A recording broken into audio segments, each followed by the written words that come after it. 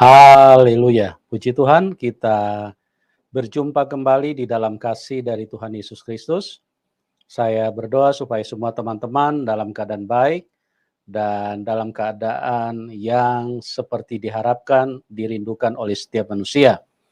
Dan pada kesempatan ini saya juga perlu menyampaikan bahwa nomor telepon yang lalu 0853 sekian sekian sekian sekian itu kami sudah tidak pergunakan, ya. Mohon maaf pemberitahuannya agak terlambat.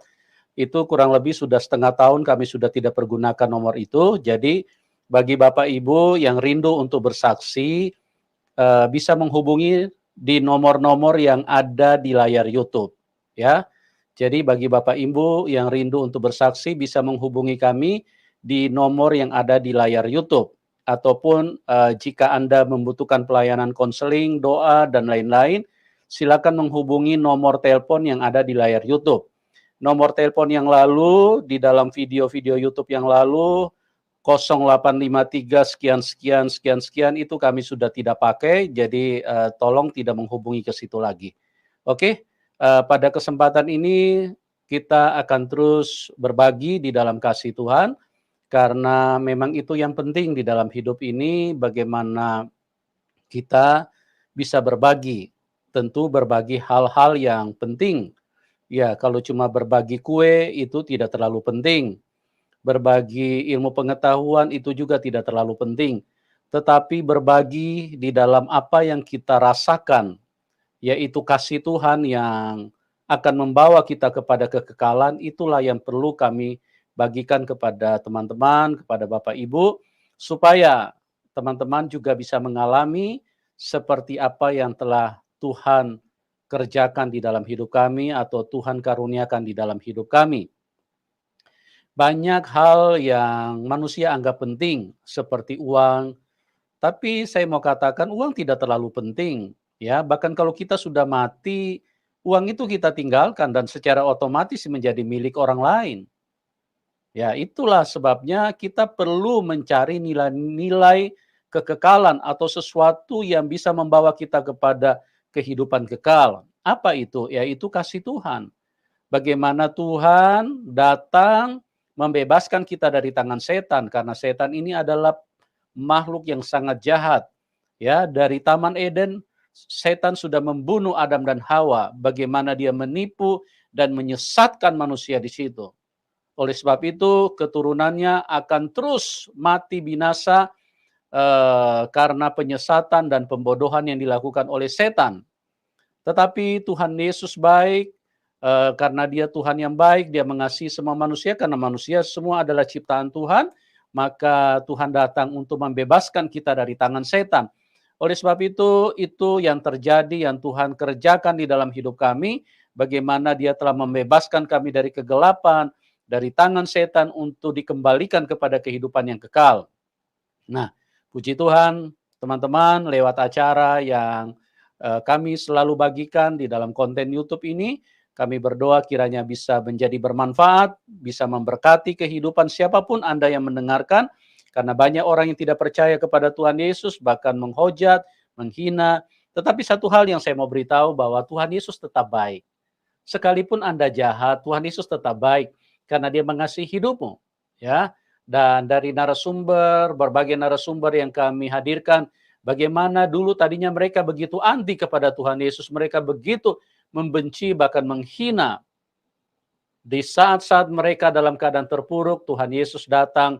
Bahkan di saat mereka dalam keadaan sakit, di saat mereka sudah mau bunuh diri, di situ Tuhan datang dan menyelamatkan mereka. Oke, pada kesempatan ini kita akan kembali dengarkan kesaksian dari Bapak Sahril. Ya, shalom Pak Sahril. Shalom. Apa kabar Pak? Puji Tuhan, kabar baik. Ya, puji Tuhan, haleluya. Terima kasih ya Pak Sahril sudah hadir. Nah, teman-teman, Pak Sahril ini dulunya dia adalah seorang Kristen, tapi mungkin beliau pada waktu dulu hidup tidak mengerti firman Tuhan, ya. Dan satu ketika dia mengikuti keyakinan orang lain atau keyakinan calon istri pada waktu itu. Oleh karena perempuan dia meninggalkan Tuhan. Dia menjadi ikut percaya kepada keyakinan istrinya. Nah, tapi Tuhan Yesus itu baik. Tuhan Yesus tidak marah-marah, Tuhan Yesus tidak mengajarkan kepada umatnya untuk tangkap dan halalkan darahnya, atau pukul dia, aniaya dia, atau bunuh dia, tidak. Karena Tuhan Yesus itu Tuhan yang baik. Tuhan Yesus itu terus merangkul. Nah, itulah ciri khas atau hakikat daripada Tuhan yang sesungguhnya. Dia terus mengulurkan kasih-Nya sekalipun manusia jahat, ya, manusia meninggalkan dia, manusia melecehkan dia, manusia menganggap Tuhan itu tidak penting. Nah, bagaimana sampai Pak Saril ini bisa meninggalkan Tuhan dan bagaimana beliau bisa kembali kepada Tuhan? Nanti kita akan dengarkan kesaksian dari Pak Saril. Tentu dimulai dari latar belakang dulu. Pak Saril akan menceritakan bagaimana kehidupannya waktu beliau masih percaya Tuhan Yesus, dan kemudian kenapa beliau bisa meninggalkan Tuhan Yesus, dan kenapa beliau bisa kembali, dan mujizat-mujizat apa yang Tuhan kerjakan di dalam hidup Pak Saril, ya. Oke Pak Saril, waktu dan tempat saya persilakan. Silakan Bapak sampaikan perjalanan iman Bapak. Salam semuanya, saudara-saudara sekalian. Ya, shalom. Saya perkenalkan Ya, nama saya, ya, nama Kristen dulu itu Philip, tapi setelah saya mualaf, ditambahkan Sahril.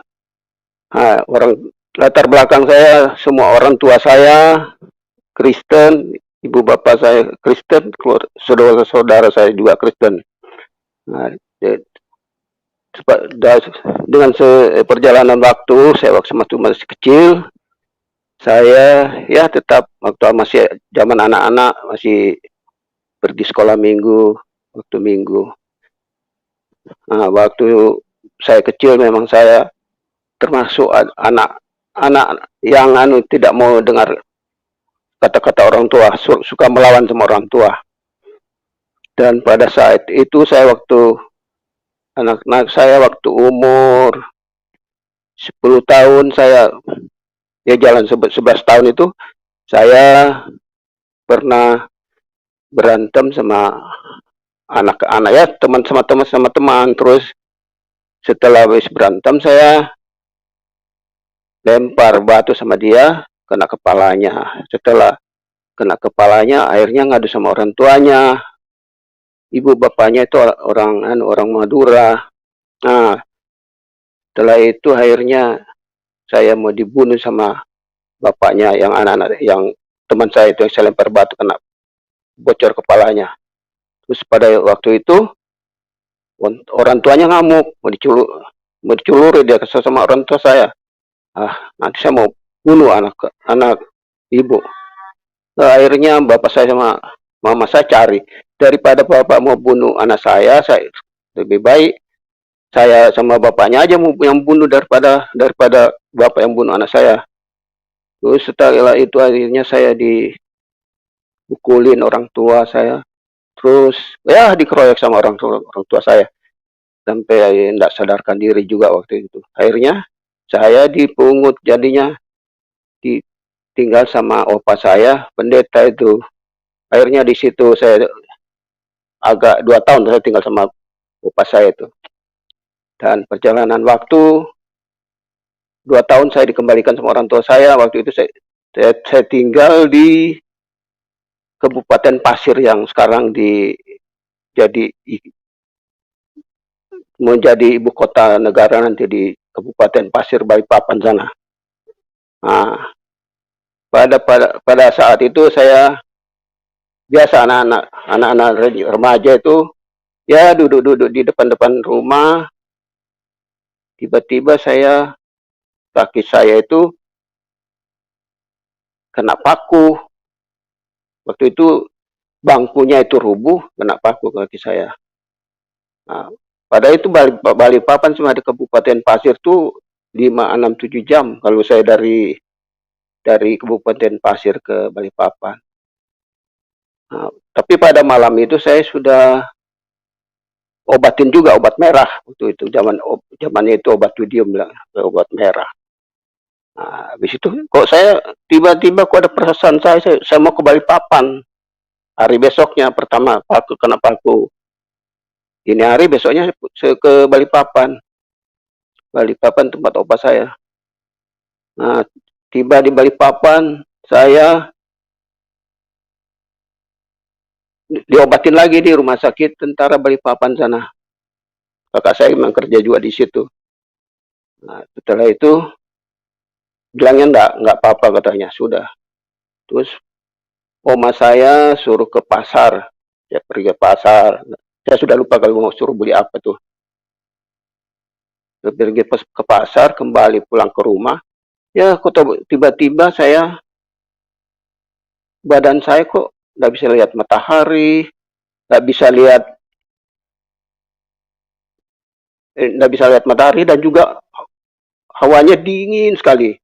Pokoknya kayak lihat matahari saya nggak tahu gimana. Terus akhirnya kalau saya karena nggak bisa lihat matahari, saya masuk di bawah kolong jembatan itu. Tunggu sampai sudah reda, sudah agak enakan. Saya lari lagi.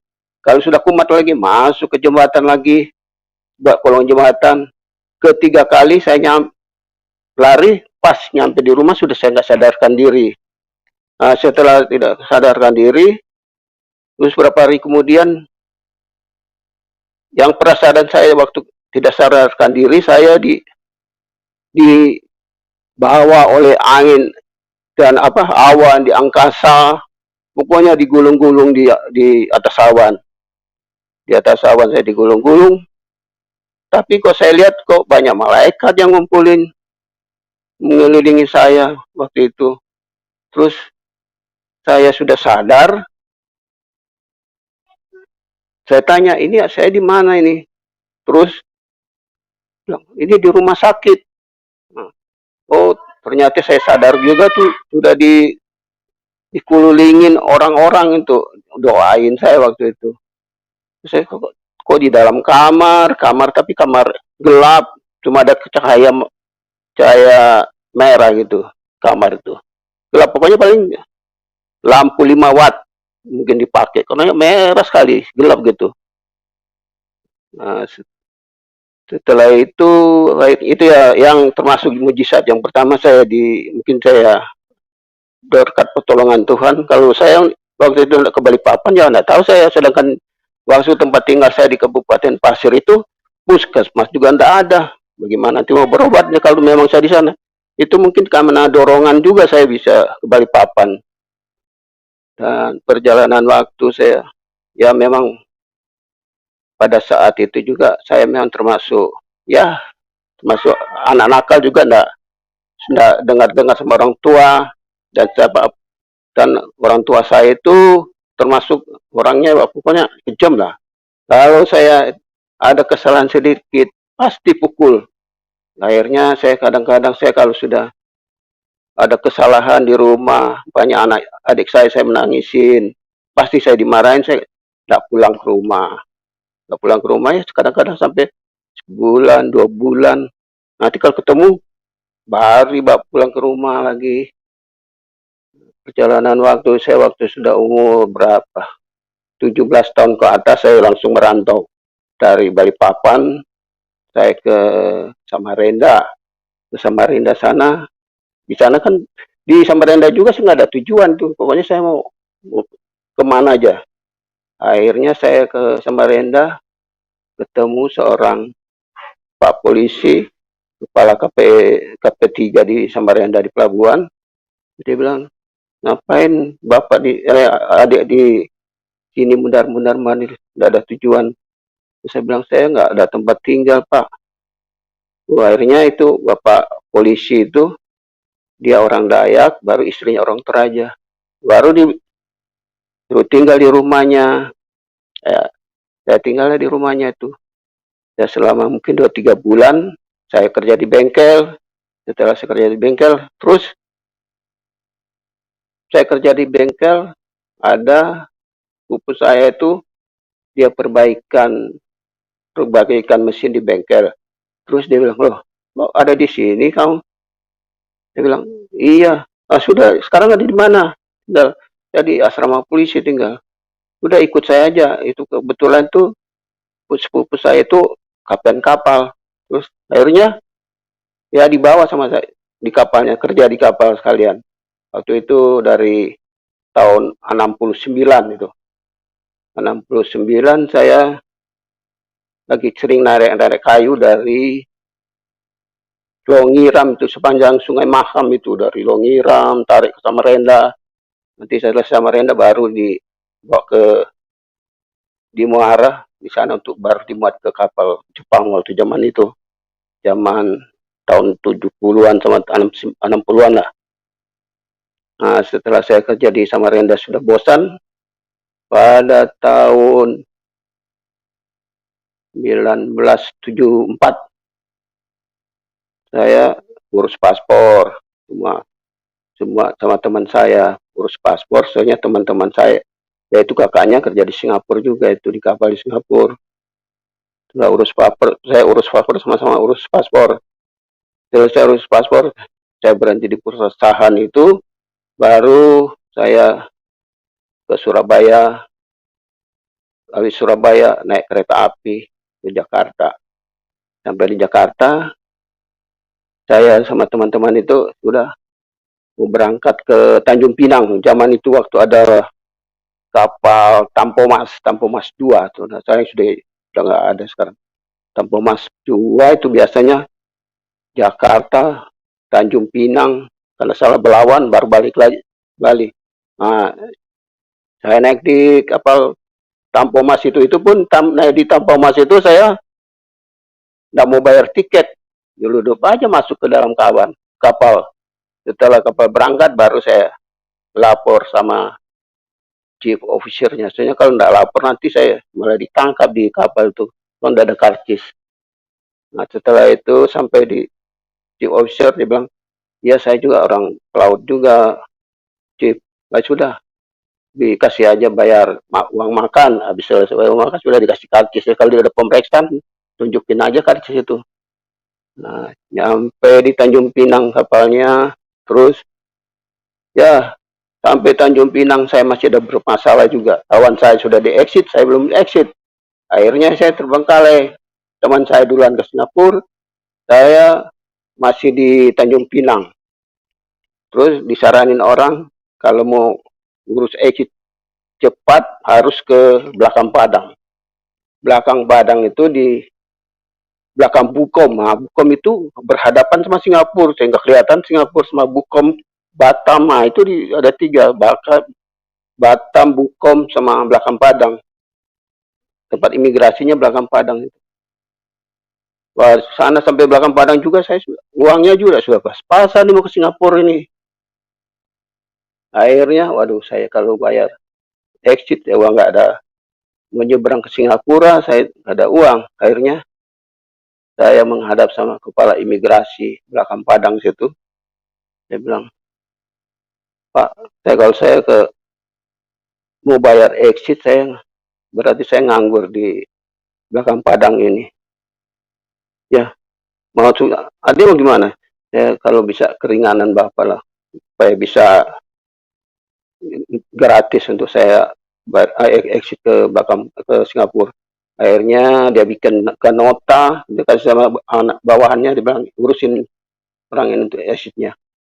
Nah, setelah selesai sudah tinggal nunggu ferry nyebrang ke Singapura.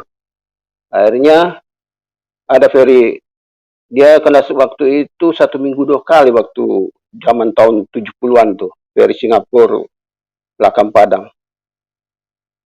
Setelah itu sampai Singapura, saya naik ferry ke Singapura sudah. Nyampe di Singapura saya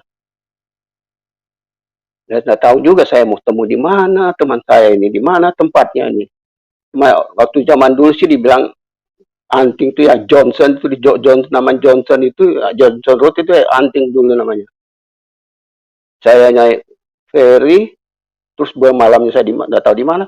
Akhirnya selesai dapat visa Singapura, terus yang ferry saya naik dari belakang Padang, saya tanya sama kaptennya, Kapten saya bisa nggak nginap di ferry ini? Oh bisa, nggak apa-apa. Nah, tapi dia bilang kalau nginap di sini, nanti standby-nya di Tanjung Ru. Nah, Tanjung Ru itu yang dekat stadion Singapura itu, Tanjung Ru.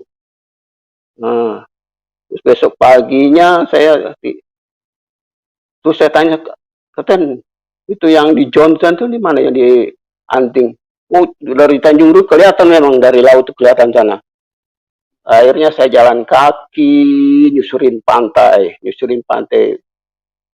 dari Tanjung Ru itu di stadion Singapura itu tuh terus pinggir-pinggir sampai di Anting itu.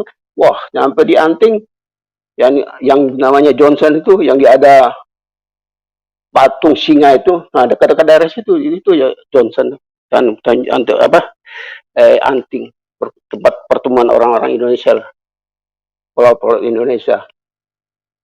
Akhirnya ketemu sana, sampai di sana ketemu sama teman. Sudah hari itu juga saya langsung dapat kerja di kapal.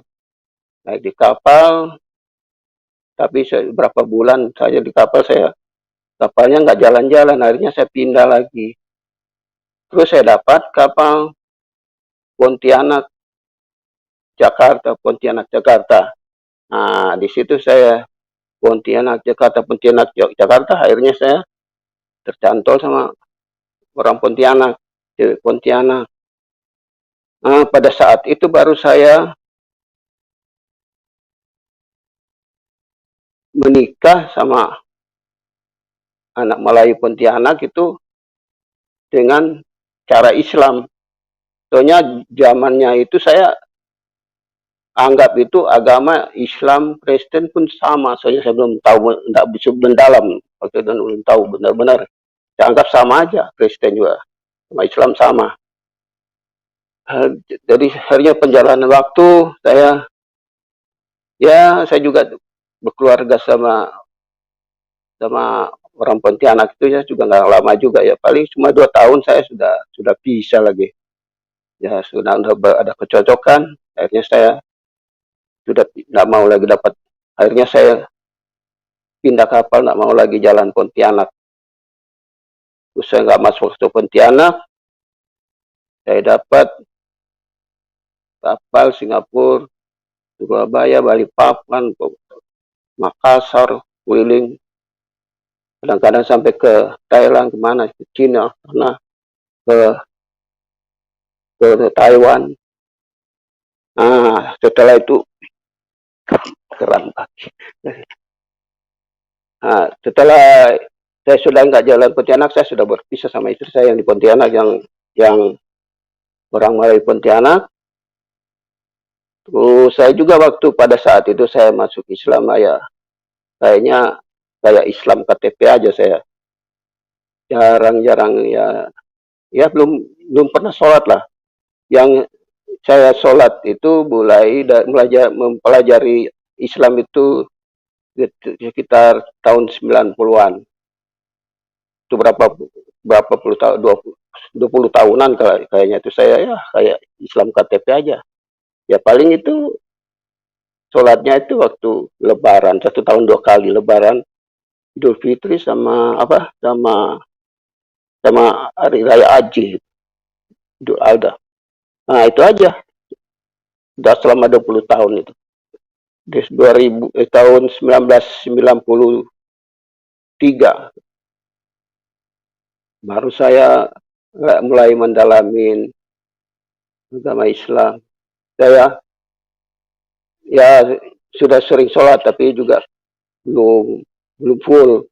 Lagi mau ya sholat, kalau lagi nggak mau ya enggak, masih belum full sama sekali. Terus pada tahun 2020 2000 1999 atau 98 saya juga pernah mengalami perjalanan saya kan sudah tinggal di Bekasi, di sini Jakarta, di Bekasi. Saya bawa kakak saya dari Bajau Bekasi, bawa mobil untuk kakak saya mau ke Abu Dhabi, dia kerjanya di Abu Dhabi. Nah, saya lewat tol dari Bekasi ke bandara. Setelah keluar tol, pas di Gapura Bandara Soekarno-Hatta itu, kalau dulu tahun 1990-an itu, kalau salah di sebelah kiri itu masih ada pohon-pohon kelapa sawit. Kalau dulu, sekarang kayaknya sudah nggak ada kayak itu. Yang dari Cengkareng masuk bandara, dari Jakarta bandara itu dia ada pas Gapura itu. Saya tiba-tiba waktu itu saya jalan mobil dengannya paling kecepatan paling 80 atau 90. Yang mobil yang nabrak saya itu ya sekitar 100 ke atas kayaknya. Nah, tiba-tiba kok ditabrak, kayak disenggol aja, senggol di lambung sebelah kanan. Wah, saya kaget. Akhirnya di sebelah kiri ada trotoar. Naik trotoar, turun, baru pas berhentinya di dekat kelapa sawit itu di jalan yang di Simpang 3 itu, yang dari Bandar dari Cengkareng, dari jalan tol Jakarta dan dari Cengkareng mau ke bandara. Nah, yang mobil tabrak saya itu dia awalnya ngadap selatan, dia ngadapnya ke utara. Itu dia tabrak, senggol dari lambung kanan saya itu, kayaknya dia banting setir itu langsung ke kanan tabrak pembatas jalan tol itu, baru dia berbalik lagi nih. Nah, itu kepala mobilnya itu kayaknya masuk ke dalam, tapi sih orangnya kayak nggak apa-apa waktu itu. Dan juga saya untung juga, puji Tuhan, dari keluarga itu nggak ada masalah. Cuma kakak saya bilang mungkin kaki tangan dah apa kayaknya yang sakit. Nah, pada saya bawa istri saya, anak saya, sama kakak saya itu. Dan juga setelah itu polisi datang, dia tanya, kendaraan Bapak gimana? Enggak apa-apa, kendaraan Bapak baik-baik aja ya, baik. Nah, akhirnya yang diproses yang nabrak saya dilepasin ya. Sebetulnya kalau saya bertahan juga nanti ketinggalan pesawat kakak saya mau ke Abu Dhabi itu. Nah, setelah itu, nah itu yang mujizat yang kedua yang yang dilindungi Tuhan tuh. Nah, dan perjalanan waktu tahun 1999, terus pada tahun 1999, yaitu saya sampai 2020 saya sudah biasa sholat, sudah sampai 2010 saya sudah mendalami terus sampai ke 2018. Nah, 2020 itu benar-benar saya sudah benar-benar sholat, dan juga saya ya menjalankan segala sunah-sunahnya saya jalankan. Setelah itu sunah-sunah saya kerjain, maupun puasa kerjain. Dan terus pada saat itu saya 2010, nah ya 2010 saya. Nah, setelah 2000 dulu saya mendalamin, terus saya 2015 juga saya tetap menjalanin terus. Dan pada saat saya 2015 sampai 18 itu pokoknya sudah saya kerjain semua, sudah dari mau sholat tahajud, pokoknya semua saya sudah kerjain. Puasa Senin Kamis saya kerjain. Nah, pada 2019 ada teman seorang haji, dia bilang, Pak, kalau mau sukses pergi ke Tanah Mekah, sholat berdoa di depan Ka'bah sana. Oh iya, oke. Akhirnya saya bulan September 2019 saya urus surat paspornya, ya paling selesai 3 hari waktu urus paspor. Selesai paspor, akhirnya habis itu manasik. Habis manasik, selesai manasik, berangkatnya bulan Oktober tanggal 9. Tanggal 9 2019 dan Oktober tanggal 9 2012. Nah, pas hari H saya mau berangkat, banyak ini malam saya mau berangkat, kok malah ketakutan saya mau berangkat ke tanah suci. Ya, tapi ya tetap bertahan aja, sudah tanggung basan, sudah semua tiket, tinggal berangkat. Ya, ini berangkat saya. Tapi saya pokoknya hati tujuh, pokoknya aduh, ya sudah terasa takut aja. Mulai dari Jakarta, Cengkareng, baru sampai di Abu Dhabi, transit, baru naik pesawat, turun di Jeddah, turun di Jeddah, baru injak kaki di Jeddah, tambah lagi saya takut loh. Ini kok saya malah takutan, orang pada rombongan pada senang-senang kok karena sudah injak tanah suci, kok saya malah takut. Cuma saya tidak perlihatkan sama rombongan, ya saya pura-pura, ya mereka ketawa, ikut ketawa. Sudah saya dari Jeddah, setelah dari Jeddah saya berangkat naik bus dari Jeddah ke Madinah, itu sekitar 6 jam 7 jam lah naik bis. Nah, sampai di Madinah ya sama juga, pokoknya sepanjang dari Cengkareng sampai Podim itu, waduh, sudah takut aja perasaan itu. Sampai di Madinah, nyampainya malam. Nah, Pak, subuh satu rombongan harus sholat ke Masjid Nawawi di Madinah, sholat subuh. Habis sholat subuh, wah, masuk masjid juga, waduh, tambah takut aja. Tapi saya pura-pura aja, ya nggak ada perasaan takut sama rombongan. Saya telah masuk sholat di Masjid Nawawi, pulang.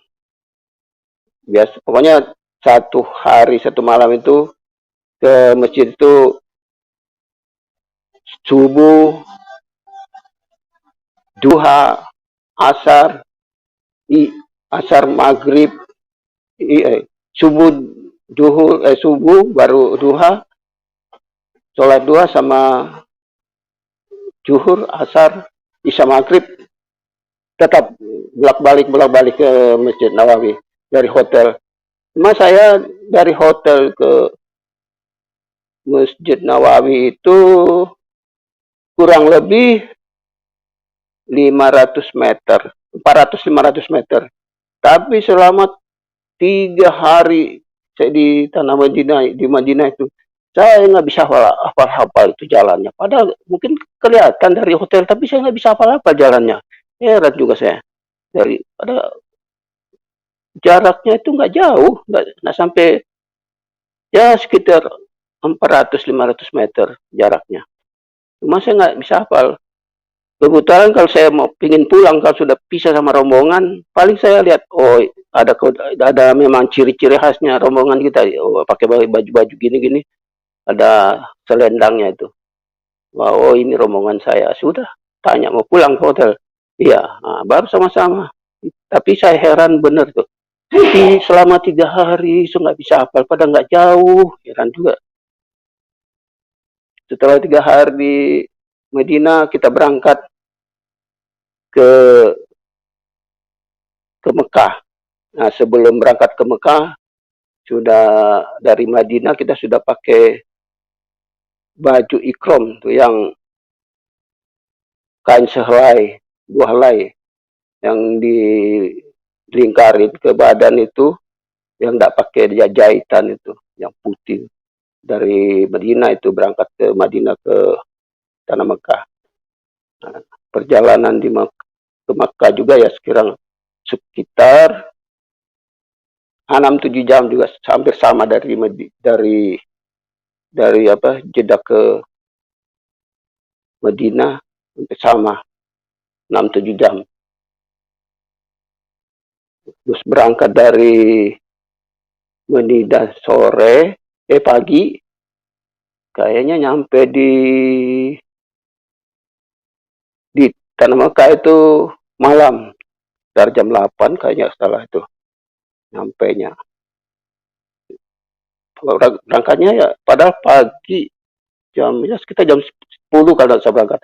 Tapi nyampenya malam, soalnya ada satu singgah sekali 2 kali. Ada pertama singgah di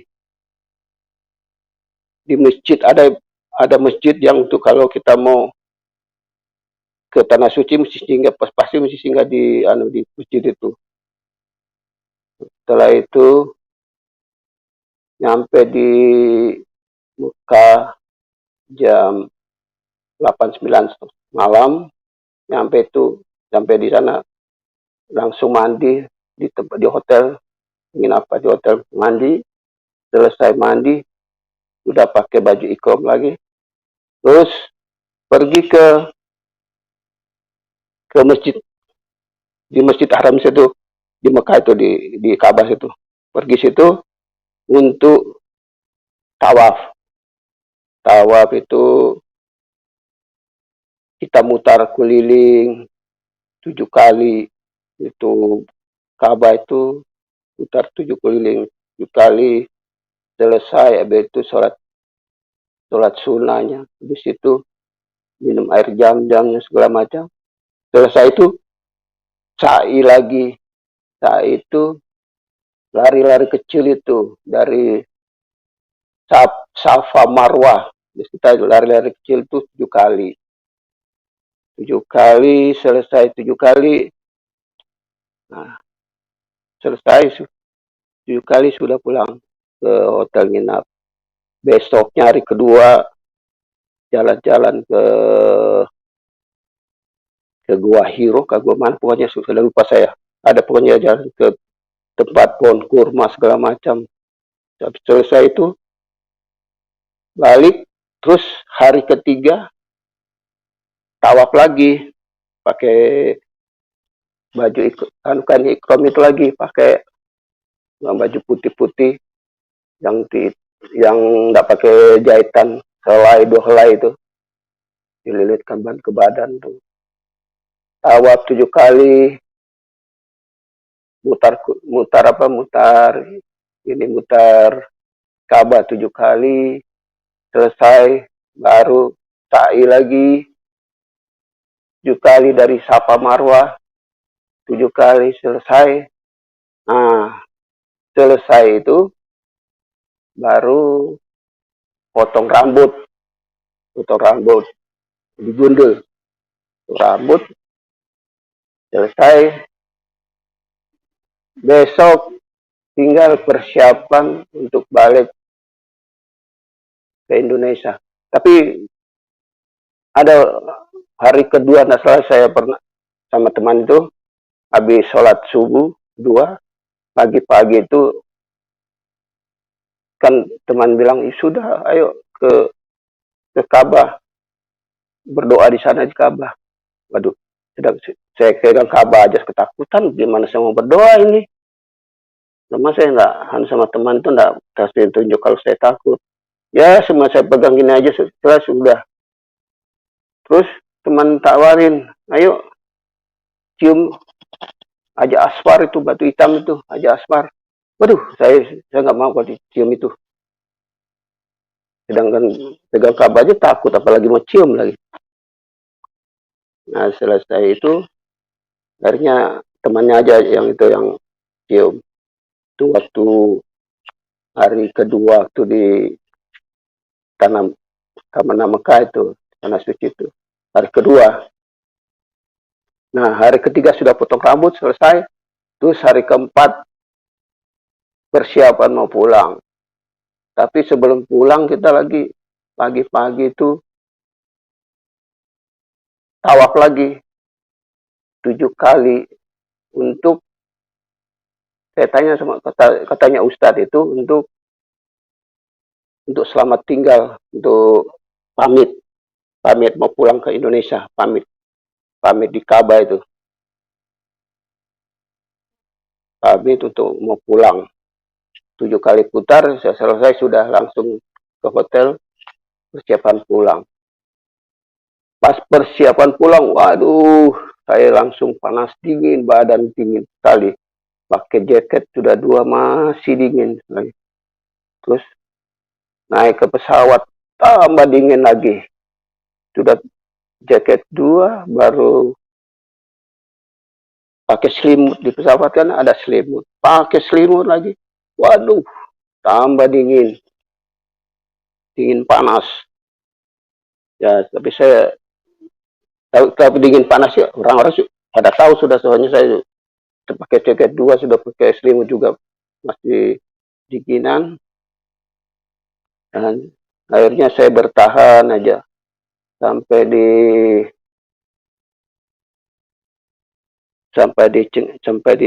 Soekarno-Hatta, dari Jeddah langsung Soekarno-Hatta, nyampe di Soekarno-Hatta terus pulang ke rumah.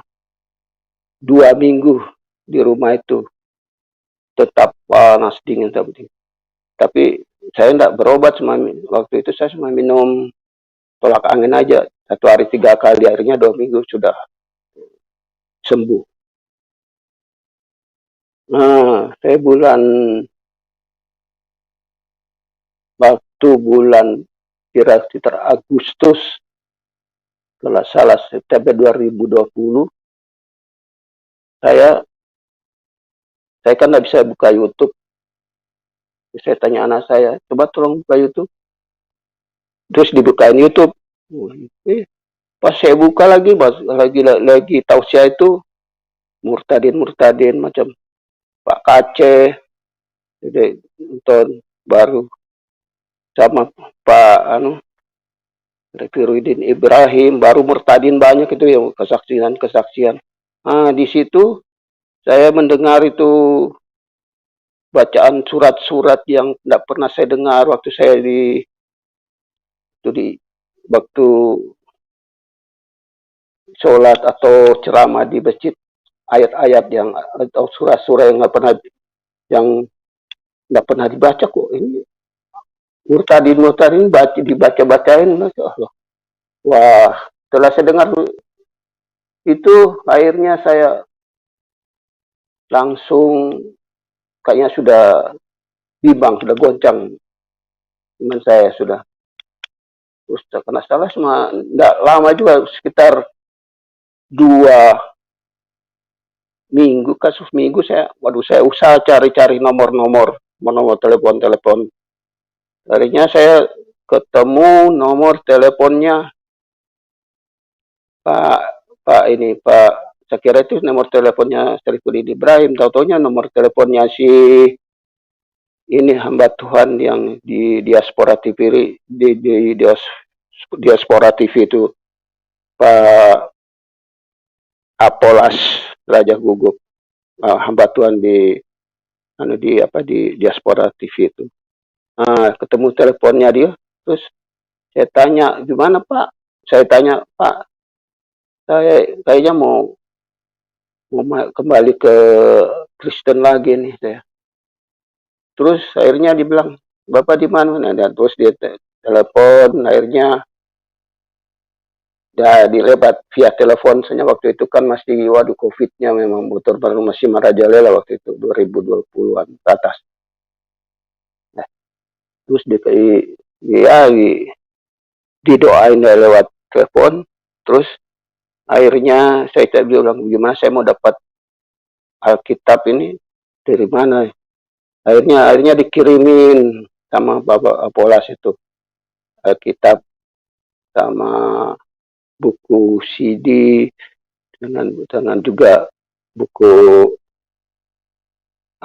Syarifuddin Ibrahim sama Mukul Ginta itu berdebat itu dikirimin. Setelah itu saya juga lagi telepon sana sini untuk dibaptis di mana, tapi belum ada yang bisa. Soalnya memang waktu itu masih COVID. Akhirnya pada 2019 saya 2020 itu 2020 September atau Agustus itu saya putuskan bahwa saya kembali ke Kristen lagi. Saya memutuskan kembali sama Kristen lagi, terus dan waktu itu dikirimin Alkitab sama Bapak Apolas Raja Gugo itu. Nah di situ setiap saya baca ngelewatin pertemuan Esau sama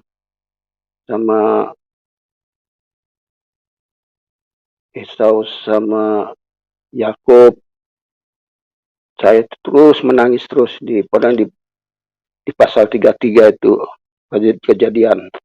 Terus juga pertemuan si Yusuf dengan saudara-saudaranya di pasal 44, 45 kayaknya. Kejadian. Saya tetap menangis. Selama ini saya sudah 3 kali khatam, kata orang Islam udah khatam. Lewat di pasal itu pasti saya keluar air mata. Dan saya sudah bulatkan tekad Kristen itu dan saya sudah baptis juga bulan 2021 bulan Desember 2021 kemarin tanggal 8 Desember saya dibaptis sama Bapak Pendeta Dr. Martin Arefah di gereja Mangga 2 Besar Jakarta. Dan dibaptis di situ.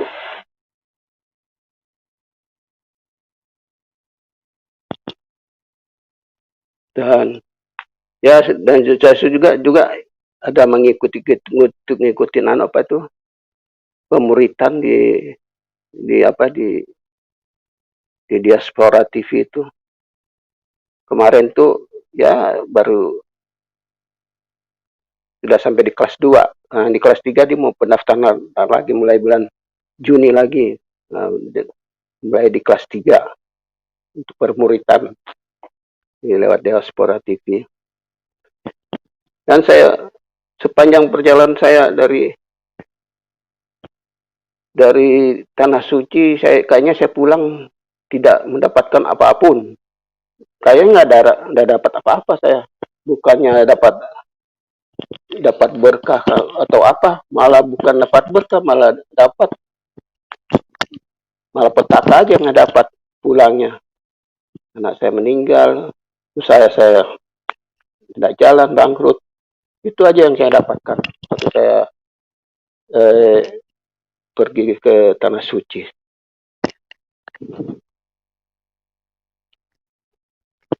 Ya, gimana Pak? Sampai di sini aja saksian saya. Ya, puji Tuhan, luar biasa sekali. Jadi Pak Saril sudah menceritakan bagaimana perjalanan imannya, dan beliau sempat meninggalkan Tuhan Yesus kurang lebih 45 tahun ya. Sekarang umur berapa Pak? Usia berapa Pak? Pak Saril? 71. Oh iya. Berarti Bapak mualaf dulu waktu masih muda ya, masih usia 25 tahun ya?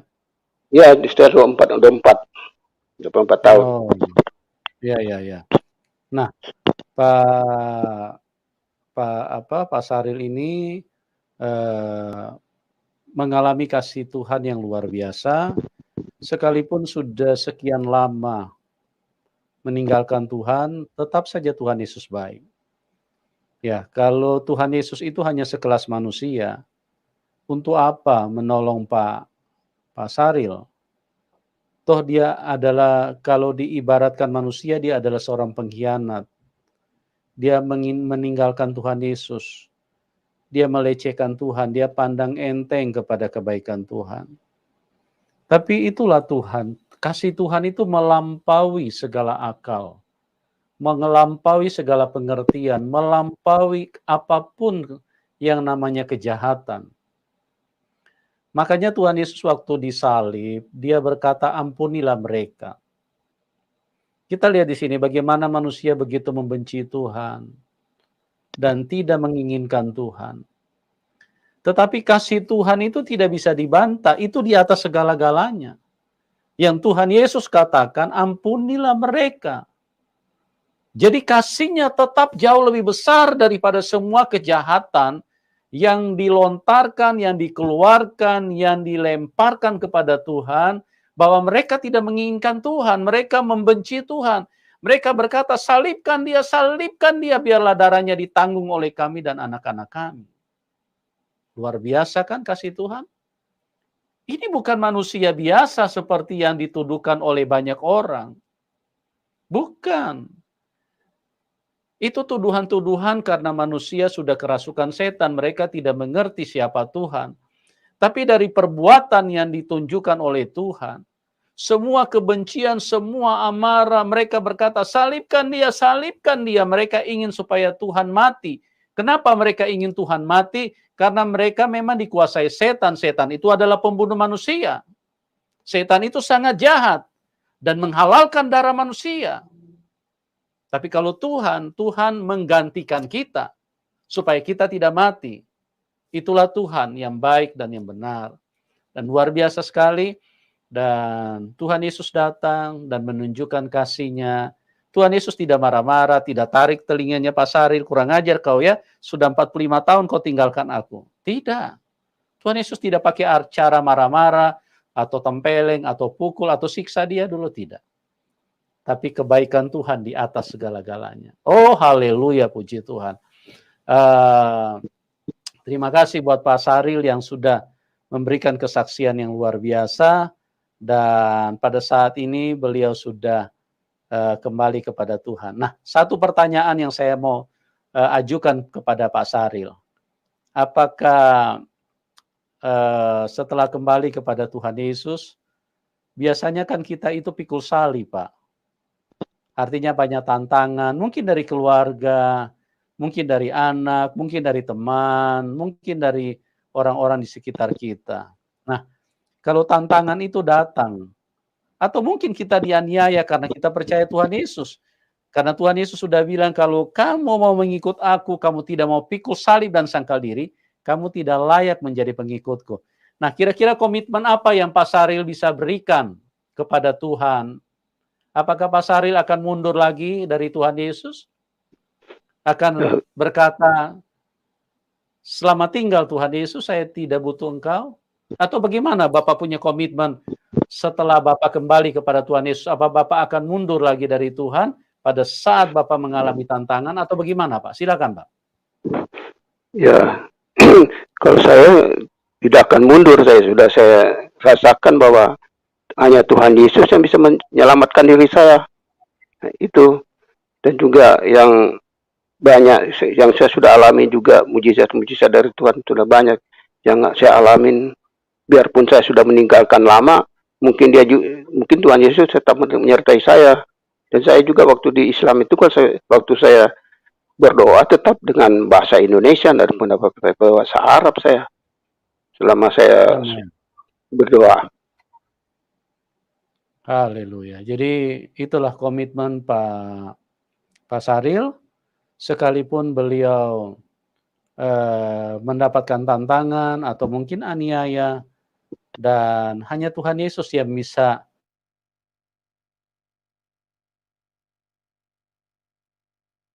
Udah hilang suaranya? Udah ada suara? mundur lagi. Dan memang ya. Dan iman itu memang harus seperti itu, teman-teman. Jadi tidak boleh hanya kata buku. Tidak boleh hanya kata orang lain datang berceramah atau berkhotbah kepada kita, percaya ini, percaya ini. Nah, iman seperti itu iman yang bisa menyesatkan. Ya. Tapi kita harus mengalami Tuhan. Karena kalau kita mengalami, orang lain tidak bisa menyesatkan kita karena kita alami. Kita alami, ya. Jadi kalau kita alami memang itu tidak bisa dibantah oleh orang lain karena kita sendiri mengalami. Dan Pak Sari sudah mengalami bahwa Tuhan Yesus satu-satunya Tuhan, ya. Teman-teman yang belum kenal Tuhan, kiranya dengan kesaksian yang disampaikan oleh Pak Saril bisa mengerti atau bisa tercerahkan bahwa Tuhan Yesus itu adalah Tuhan yang baik, yang mengasihi siapapun Anda. Mungkin sekalipun Anda saat ini sedang membenci dia, tidak masalah. Karena kebencianmu tidak penting, tapi yang penting itu kasih Tuhan. Ya, kebencian dikalahkan oleh kasih, amarah itu dikalahkan oleh kasih. Sekalipun begitu hebatnya engkau memarahi seseorang, kalau dia tetap mengasihimu, maka itu persoalan tidak akan jadi besar. Maka persoalan akan selesai. Nah, begitu juga dengan Tuhan. Sekalipun kebencian amarahmu begitu besar, kalau kasih Tuhan masuk di dalam hidupmu, maka semuanya akan selesai. Ya. Jadi teman-teman, bagi yang sudah mengenal Tuhan, saya percaya Anda diberkati, dikuatkan. Dan bagi teman-teman yang lain, yang belum kenal Tuhan, biarlah saya berdoa kasih karunia Tuhan turun di dalam hidupmu. Dan juga saya berdoa buat Pak Saril tetap kuat di dalam Tuhan. Dan jangan lupa bagi teman-teman yang diberkati, bisa dukung Pak Saril ya. Karena Pak Saril juga membutuhkan dukungan. Nanti nomor rekeningnya kami taruh di layar deskripsi. Ya, oke. Demikianlah perjalanan iman dari Pak Saril yang begitu luar biasa. Dan kita akan berjumpa di program selanjutnya. Tuhan Yesus memberkati kita semua dan salam kemenangan. Amin.